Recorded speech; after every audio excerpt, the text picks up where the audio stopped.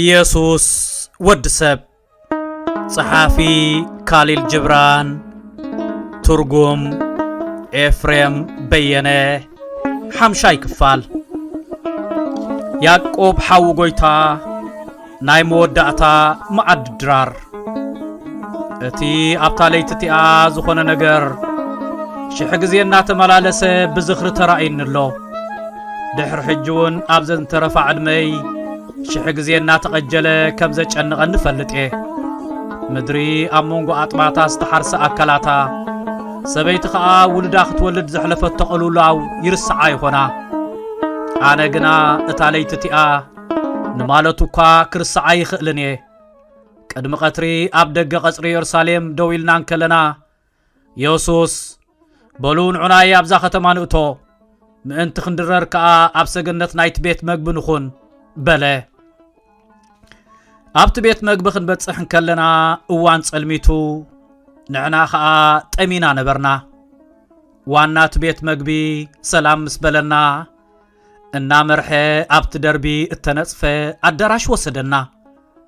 ኣብቲ ቦታ ምስ በጽሕና ኢየሱስ ንመኣዲ ኾፍ ክንብል ኣዘዘና እሞ ንሱ ግና ብደው ቀዊሉ ክጥምተና ጀመረ ብድሕሪ እዚ ናብ ዋና ናይቲ ቤት መግቢ ምልስ ኢሉ ማይ ኣብ ገበራ ገይሩ ከምኡ ድማ ንመንቀጽ ዝኸውን ዓለባ ከምጽኣሉ ነገሮ ቀጺሉ ናባና ምልስ ኢሉ ብትሕትና ኣሳእንኩም ካብ ኣጋርኩም ኣውጽዎ በለና እንታይ ክገብር ከም ዝሓሰቦ እኳ ተዘይፈለጥና ከምቲ ዝኣዘዘና ገበርና ዋናት ቤት መግቢ ኣብ ገበራ ዝመልአ ማይ ሒዙ ተመልሰሞ ኣብ እግሪ ኢየሱስ ሳምብሮ ኢየሱስ ከኣ ሕጂ ኣጋርኩም ኩልኹም ክሓጽብ እየ ንእጋርኩም ካብ ደሮና እትንጥንታዊ መገዲ ከጽርየን ግቡእ እዩ ከምኡ ብምግባር ከኣ ኣብቲ ሓድሽ መገዲ ብሓርነት ክፍንወኩም እየ ምስ በለ ኹሉና ብሕፍረት ድንግርግር በለና ሽዑ ጴጥሮስ ተንስኡ ደው በለሞ ጎይታይን መምህረይን ንስኻ ኣጋረይ ክትሓጽብኒ ከመይሉ ይኾነለይ በለ ኣጋርኩም ዝሓጽበኩም ዘለኹ ኩሉ እቲ ንኻልእ ዘገልግል ዘበለ ንሱ ዓስቢ ሰብ ምዃኑ ምእንቲ ክትዝክሩ ኢለ እየ ብድሕሪ እዚ ንኹሉና በብተራ ክጥምተና ጸንሐሞ ከም ዝበለ ንስኻትኩም ኣሕዋተይ ክትኮኑ ዝመረጽኩኹም እቲ ትማል ኣጋሩ ብቑዱይ ቅብኢ ዝተለኽየን ካብ ሓሪር ብዝልስልስ ጸጉሪ ርእሲ ዝተሓበሰን ወዲ ሰብ ኣጋርኩም ክሓጽብ ከም ዝደለየ ይገልጸልኩም እዚ ኢሉ ነቲ ዓለባ ኣብ ማእገሩ ገይሩ ነቲ ገበራ ኣልዒሉ ኣብ ትሕቲ እጋርና ተንበርከኸ ካብ ኣስቆሮታዊ ይሁዳ ጀሚሩ ድማ ንነፍሲ ወከፍና ኣእጋርና እናሓጸበ በቲ ዓለባ ሓበሶ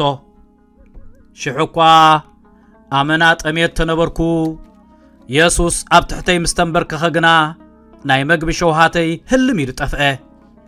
ኣብ ጎረረይ ከኣ ምዕጎታት ወይኒ እንተዝወርድ እኳ ከጥፍኦ ዘይኽእል ሓዊ ከንድደኒ ይፍለጠኒ ነበረ ብድሕሪ እዚ ኢየሱስ ቁራስ እንጌራ ኣልዒሉ ንነፍሲ ወከፍና ኣማቐለና እሞ ምናልባት ድሕሪ ሎሚ ካብ ዝንጌራ ሓቢርና ኣይንማቐልን ኢና እሞ ሕጂ ነዚ እንጌራ ሓቢርና ክንማቐል እንከለና ኣብ ገሊላ ብዛዕባ ዘሕለፍና እየን መዓልታት መዘከርታ ይኹንኩም በለና ካብቲ ወይኒ ኸኣ ናብ ጽዋኡ ቀዲሑ ኣቐዲሙ ንባዕሉ ሰተየ እሞ ቀጺሉ ድማ ንዓና እናቐድሐ ስለቲ ሓቢርና ዘሕለፍናዮ ትፈልጥዎ ጽምኢ መዘከርታ ምእንቲ ክኾነኩም ስተይዎ ክትሰትዩን ከለኹም ብዛዕባ ተሓድሽ ወይኒ ድማ ተስፋ ግበሩ ኣነ ምስ ተወሰድኩን ምሳኹም ኣብ ዘይህልወሉ መጻኢ ግዜ ኣብዚ ይኹን ኣብ ካልእ ቦታ ኣብ እትእክብሉ ነቲ እንጌራ ቁረስዎ ነቲ ወይኒ ኸኣ ቅድሕዎ እሞ ከምዚ ሕጂ ዘርኣኹኹም ጌርኩም ተማቐልዎ እዚ ጌርኩም ናብ ባዕልኹም ረኣዩ ዕድል እንድሕር ጌርኩም ኣብ መንጎኹም ኮፍ ኢለ ክትርእኑ ትኽእሉ ኢኹም በለና እዚ ኢሉ ኸኣ ናብ ነፍሲ ወከፍና እናቐረበ ዑፍ ጨቓውታ ከም እትምግብ ነቲ ቁራስ እንጌራን ዓሳን ኣኣቢድና እምበረልና ነቲ ቁራስ በሊዕና ጸገምና ካብቲ ወይኒ ኸኣ ሒደት መዓጉና روينا خا اتناي وين صواء دما امونغوزا مدرن كالا حدش مدرن زركب حدش سفرا خوينو تسمعنا يسوس كا حجي خاب السجنت وريدنا خنكيدنا ناي غليلاويان مزمور حاغوس كا كنزمرينا مسبلنا كلنا عاويلنا بحبار زمرنا شعو كابناي كلنا دهاين العلي ناتو دمص عبليلو يسمعن مقالي حملس النبره كاب افي وص كاب زنبره نفسه كف قال كا كم ناي دول دمص يقالح نبره اسعيبو دما ابغص نفسه كفنا اتوكيرو طمتمو انه دغي مسنابتكم اللهو نز قصر سغيرنا مون حلف نابغيت سمانن نخيد بلنا شعو يوحنس ود زبديوس غويتاي ليت مدري السنابتكم اللهو تبلناس نمنتاي كبل حاتتو يسوس كا لبخم ايشبر انا سفرا من تخدالولكم نابيت ابوي خيدي اند حرت دلين خوينكم غنا تمليسخ مصي اب صواعكم نوان كسمعكم منفسكم ابز دلين نزبله انا ابو كركبي مصما ناب مصما ويني مطماي كانا بنغدوت مرعا كم زمرح يترسعو نود سب مطن زدلخم وخترخبو ايخم عاب مدلاي منጭ عاب حغوسيمو از مدلاي زخا ناب ابو زبصح منقديو بله شعو يوحنس مليسو تزاربه اندحر قديفكانا تخيد كوين كادا دحر دقيم كما يابيلنا حقوسات كنكون نمنتاي كحجب زعبا خابانا مفلاي تزارب اللخا بله يسوس كا زهدن عغازن فلاص هادانيو ابدرو تخبص عنكلو قدم مسمعو فلي فلطيو وحازون ابز عرفلو بحر قدم مبصحو نت سفرا بدمص يلليو ود سب كا خمو بمنقد دق سباتنا قدمه تغعيزيو تغل سمسم اب قدم صحايا عصلتا قدم مزرغحا ود سب اب لب مدر بصيحو خطرخبو ايخم بلو بدحرزي سمعون بيتروس كويتاي حجي قديفكانا يتخيد امونغونا بمخان كان روخ بحاغوساي تخلانا نابز خدكايو نخيد ابز حدر كايو انا حدر بله يسوس كا ايدو اما اگر سمعون بيتروس امبيرو بفشخطات اموتو خمز بله درو خينا قون تخحد كاني انا خي قدفكو خال قديفكان تخيد تخوين كاس من يفلت مسبلو اسعبا بيلو بلو حجس نعناي بلنا كابت بيت مقبو وصيو مسكدن حناون صعبنايو يوخون امبر اب دغتا ختما مس بصحنا ات اسقروتاوي يهودا قديمو قديفو خده لا سيوحنا مسغرنا يوسوس كابانا رحيقو نقدميت كخيد جمره نحنا خا حدا دحر حدا الناس عبنا كنركبو بقلطف نمرش نبرنا ابتي اغراباو لي عزبو قلو مقابر مس بصحنا يوسوس دوبل مونا بانا ملسيلو ابزنا حدا ساعات دخون عرفو بلنا امباباتات كم تصقيلو فرقخ كا خمز اقملو وقت صديا زي كونس اتا مشت قراريت نبرت نايت سفرا تخلت معازا نافنچا غروم نبره كلنا خابت اغراب چنافرنا سلعنا مدق اسب مدلدال غوننا عرفنا انا نبعلي مغونا صفيي تغولبيبه اب تحتتم نوحت اغراب برخا بغو بخنكو يسوس غنا نخلنا ابو غديفنا نابت مقابرات دلو اغراباو لعقصو خده كلهم بدخام لشيلوم دقاس انتوسدو مكا انا گن اريو نبركو عندبت سغمتتاتو گتيو دويلي صنحمو مليسو خا يسغم نبره دغاغيمو كم زخغبر اخو بدحرزي گصو ناب سمايان قعريرو اداون مبراقن معرابن گصو زرغيحو دوبله حنساب ناي سبات دخنكم سماين مدرن كومو خا جهنم እና በለ خزاربن كله سميع يلخو حجي ينزز بلو ነገር مذكركو مستيرو ترديني ام مقابر زبقول اغراباو لعز غعاز بسب ناي استسرح جنت وي سماي ابنت ينيرو كرس مدرخا ناي تفلام وي كازازام زي كونه تغعازاي سرغلا مخانو ننفسي نگركوا يخون امبر دوم بالو خا ناي مغرامون مدناقون مغلص ينيرو نغهنب كا امونغو تقدست ختمان ابلس يوحنا زرغيحو راخو يسوع سبت سفرا دويلون كلو مليسه مغونا صفيه تغولببكو يخون امبر كزارب كلو دمصو سمعو نيره نعانا ايكونن زارب نيرو سلسته شاع عويلو ابو زبل قال كصوع كلو سمعكو ካብቲ ዛረቦ ዝነበረ ሰማዕኮ እዚ ቃል ዝጥራዩ ድሕሪ ቁርብ ግዜ ነተን ዘርጊሕወን ጸንሐ ዳው ኣውረደን እሞ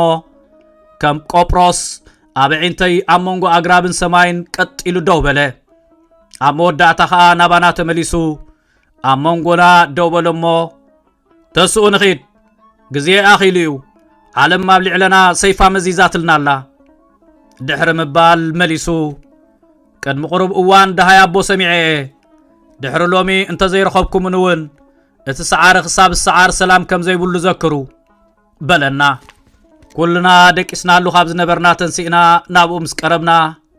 ገጹ ኸማብ ምድረ በዳ ተዘርግሐ ገነት ይመስል ነበረ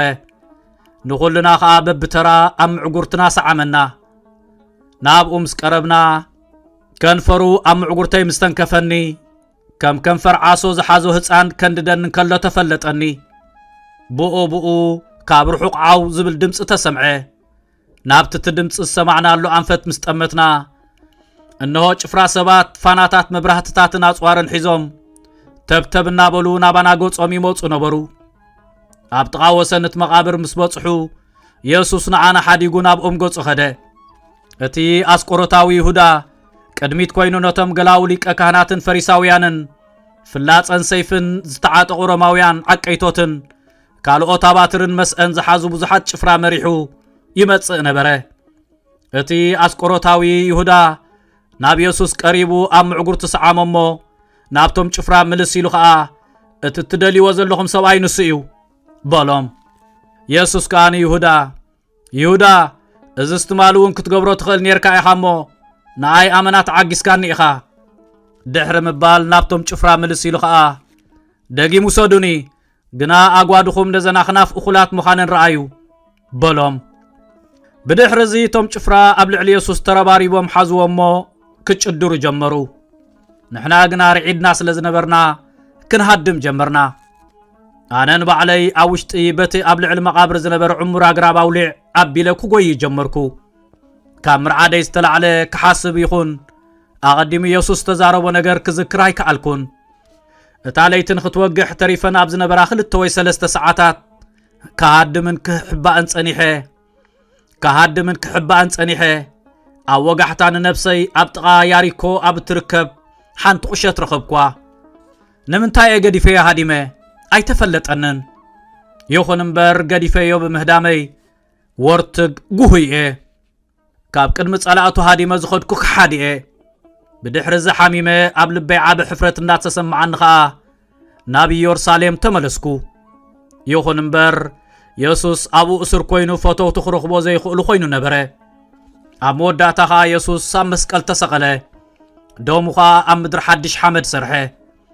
ኣነ ሕጂ እውን ብህይወት ነብር ኣለኹ ካብ ምቁር ህይወት ኣብ ተሰርሐ ምቁርን ጌራ ዝነብር ኮይነ ኣለኹ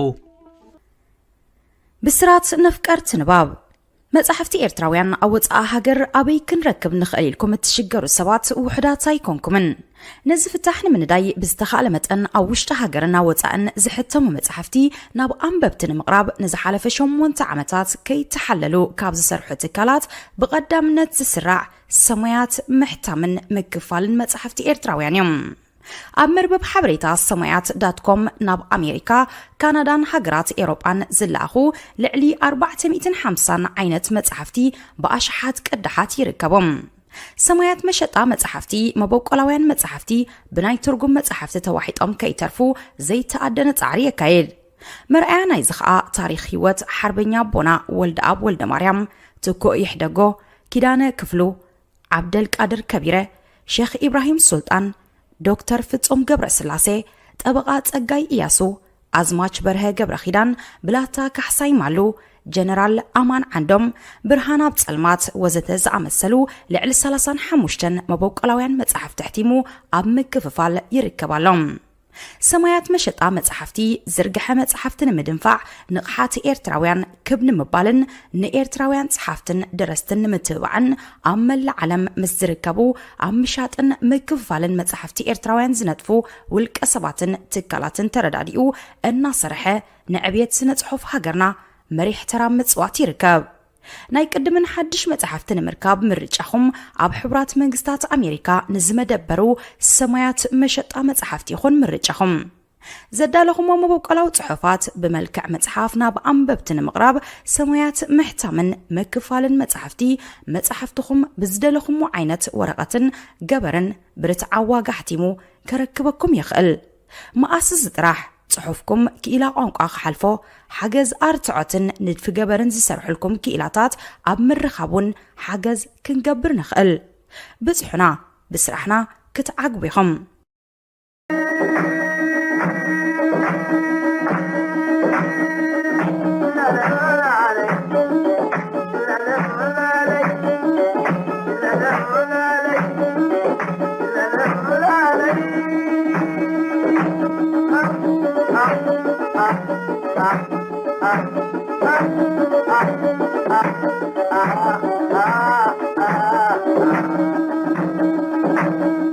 I'm